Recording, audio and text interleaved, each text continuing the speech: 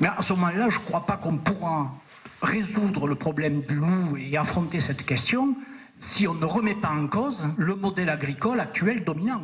Parce que comme par hasard, je ne pense pas qu'ils l'ont fait exprès, mais comme par hasard, le loup, il va dans le même sens, comme un effet d'aubaine, que le modèle agricole actuel, des fermes de 1000 vaches, les OGM partout, les pesticides partout, voilà, c'est ça qu'ils veulent. Les paysans qui veulent faire de l'agropastoralisme, on emmerde les gens qui préconisent le modèle agricole dominant. Dans la salle, il y avait aussi Bruno Lecomte.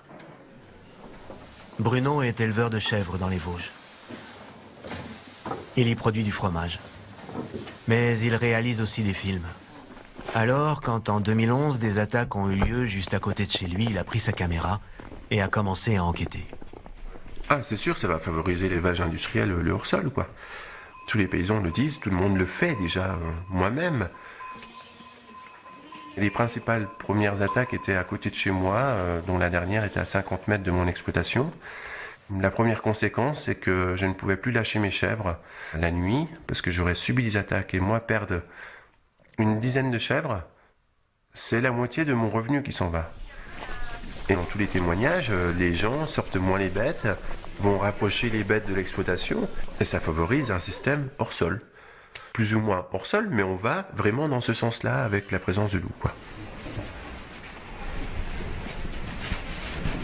C'est sûr qu'un jour, on va retourner en arrière en disant on a trop de loups, le loup pose problème, on va le comprendre, mais il y a des régions entières où ils ont perdu leurs paysans, quoi. Il y a plein d'endroits où des exploitations auraient pu être reprises, mais à cause du loup, elles ne seront pas reprises, c'est sûr. Et on voit des terrains qui partent en friche. Et oui.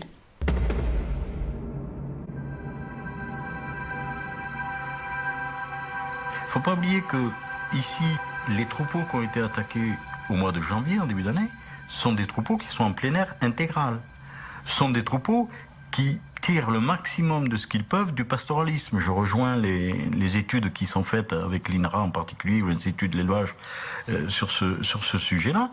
C'est donc les troupeaux qui correspondent le mieux à une agriculture souhaitée par le consommateur qui sont attaqués. Consommateur qui te dit vous pouvez avoir le loup.